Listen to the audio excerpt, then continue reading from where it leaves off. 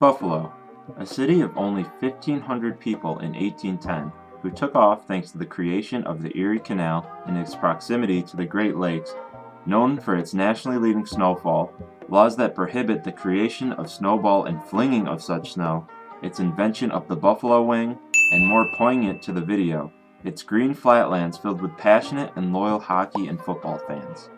But sadly, there is another major factor the city of Buffalo is known for. Buffalo is losing population at a rapid and unprecedented pace. This one grand metropolitan area is now smaller than cities such as Reno, Nevada, Corpus Christi, Texas, and even Madison, Wisconsin. The majority of its people are poor, and it is still suffering from the effects of an economic depression due to suburbanization.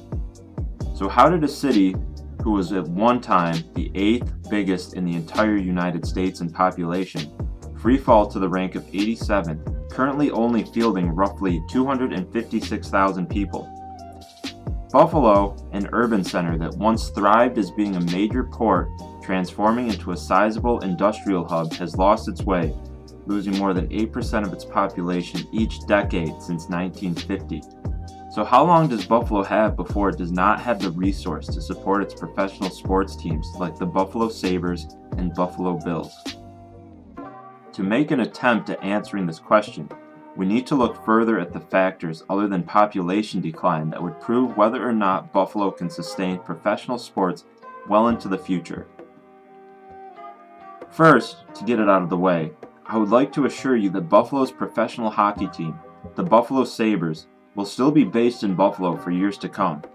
According to my data, Buffalo has ranked anywhere from 9th to 16th every year in NHL attendance this entire decade. This is an incredible feat for a team who has yet to have a winning season since the 2011-2012 campaign. Even more sensational, Buffalo, the 87th largest city in the entire United States, outperforms teams such as the Boston Bruins, Los Angeles Kings, and New York Rangers in seats filled. These Goliath cities, New York and LA, both respectively ranking first and second in population in the entire country, somehow do not draw as many fans to hockey games as the Pittsburgh bunch from Buffalo. As much as this is because many of those who frequent Buffalo, but do not live in Buffalo but rather its suburbs, has an effect on its population rate, this is still an amazing accomplishment and is a testament to fan fervor. Another major factor for the Sabres staying in Buffalo is the NHL is running out of teams to award franchises to. Despite Seattle and perhaps Quebec City not having an NHL team, there are not many top destinations for franchises to relocate to. Proven by the Atlanta Jets moving to Winnipeg, or Florida, Arizona, and Carolina ranking lowest among the league in attendance, hockey is truthfully not as successful in the South, relegating the NHL to focus its attention, manpower, and resource on cities in the North, making Buffalo one of the larger metropolitan areas above the Mason-Dixon line, a top hub for a franchise to be located in. The Sabres have one of the most passionate and loyal fan bases in the entire NHL. To be honest, what else are people going to obsess over in Buffalo during the dog days of winter where the average high is 31 degrees in January? Attendance, sales, and TV rating wise, this gives the Sabres a major advantage over teams with pleasant, sunny weather such as the Florida Panthers or the San Jose Sharks, and is a major staple as to why the Sabres are supplanted firmly into the league's institution. Although Buffalo is only ranked 24th in the NHL in franchise worth at $300 million, in my opinion, I see no way of Buffalo losing its team other than the NHL itself absorbing or a catastrophic invasion of the KeyBank Center by angry Toronto Maple Leafs fans. As much as Buffalo is a dream scenario for many hockey players who live for cold weather, heavy snowfall, and to be blunt, living the extravagant lifestyle of being in the United States as many have seen in all of their favorite movies, only 25.7% of NHL players are American, many football players sadly see Buffalo as the worst destination in the entire NFL.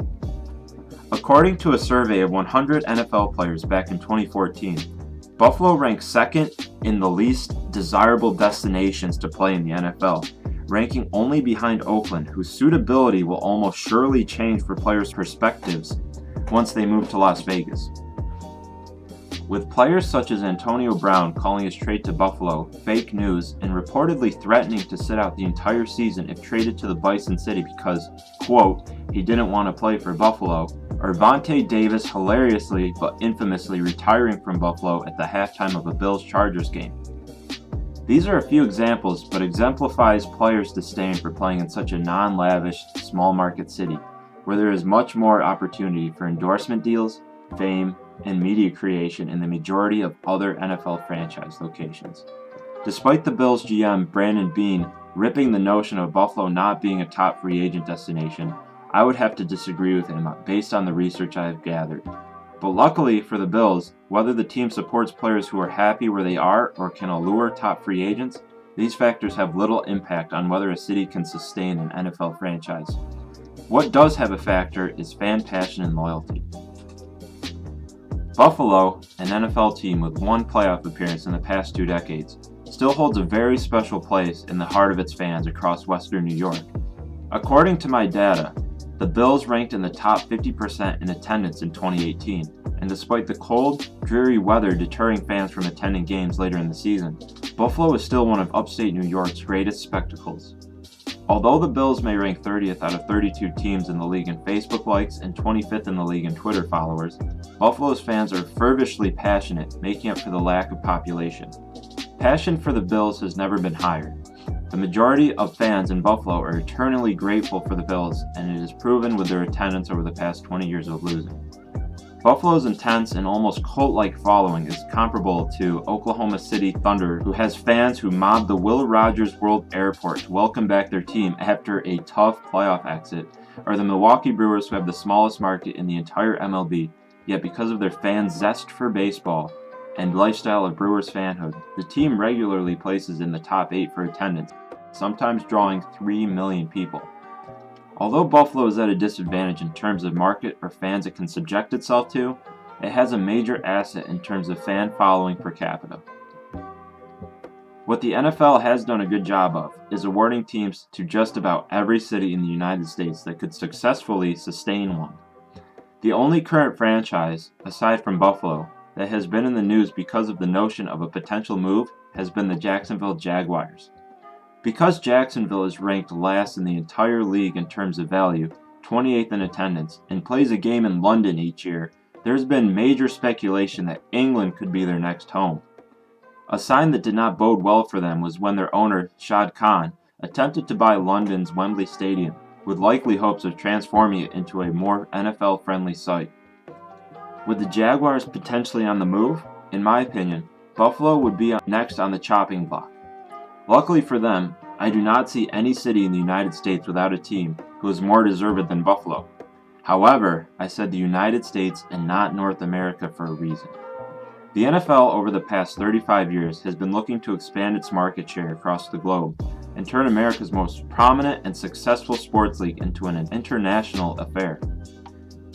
Through attempts to promote and expand the game, the NFL introduced the American Bowl in 1986, where teams would play preseason games internationally across the globe in places like Tokyo, Dublin, and Sydney. As much as this was a feeler process for the NFL to gain the important knowledge of which markets would be successful outside of the country, a lot more gravity was put on the potential expansion or even relocation of some franchises to London, Mexico City, and Toronto, where the NFL began playing regular season games in 2007 as NFL saw these destinations to be those with the most potential. Most concerning for the Bills and their stability in Buffalo is their history with Toronto. Uniquely, Buffalo started a deal with the city of Toronto to play at least one regular season game across the border from 2008 to 2013. To many Bills fans based in and around Buffalo, this was a very scary time where there was a plethora of writing on the wall that the team could just up and move to Toronto because of the league's initiative to make the game more international, as well as Toronto having a notably much higher population center. Luckily for current Bills fans, attendance for these games played in Toronto began to lose their popularity, dropping by almost 10,000 fans per game by 2012, and the team has had no ties with Toronto since 2013. Also, the Bills have a very different owner now, Terry Pegula, who has been noted for his intentions of keeping the Bills in Buffalo. But before the sale of the Bills to Terry Pegula back in 2014, there was much more of an uncertain future for the Bills staying in Western New York. After the team's longtime owner, Ralph Wilson Jr., passed away, almost all executives for the Buffalo Bills expected the franchise to be moved and sold. There is a lot of value in moving to larger markets for owners, who frankly are mainly in the business to make money. For example, the St. Louis Rams were only worth $1.45 billion in 2015, compared to almost $3 billion, almost doubling, once they moved to Los Angeles in 2016. The Bills' current worth is $1.9 billion, which is last in the entire NFL, and could very well double their overall value through a move to a different location and market.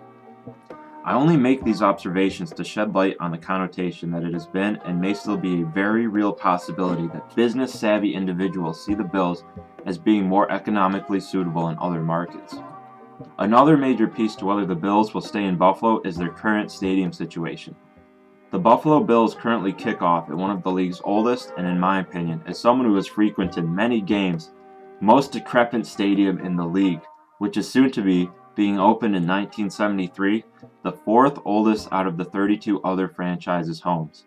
It is a very interesting situation for the Pegulas whether they build another stadium or not. Although there has been a lot of heat on the new owners since they purchased the Bills to upgrade their stadium, I'm using the context clues to assume the Pegulas are apprehensive towards building another stadium because, first off, it would be expensive, and secondly, it would only further their commitment to staying in Buffalo, which is what they may not want to do, despite already repeatedly stating their intentions of continuing to field the team in Western New York. So in conclusion, a lot will factor whether the Bills stay in Buffalo, such as how their population continues to grow or decline, how passionate fans would fight against a potential move, how they would handle these protests, whether or not the league chooses to relocate current franchises to make the game more international, how the Jacksonville situation ends up, and whether or not the ownership decides it's in their best interest to stay. So what do I think? In my opinion, and remember it is only my opinion, I believe a lot will come down to whether or not the Pegulas decide to build a new stadium either in Buffalo or around it sometime in the next 5 to 10 years.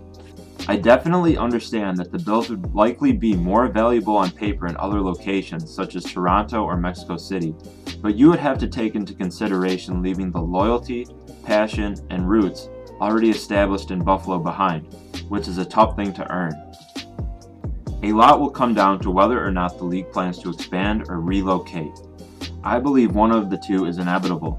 If the league plans to expand, that almost certainly cements Buffalo as a location which would yield an NFL team. But if the league plans to stick with the 32 franchises it currently bears and relocates current teams internationally, that could very well spell the end for the Bills' tenure in Buffalo. But a lot has been focused on why the Bills may leave Buffalo, and not as much on why the Bills will stay in Buffalo.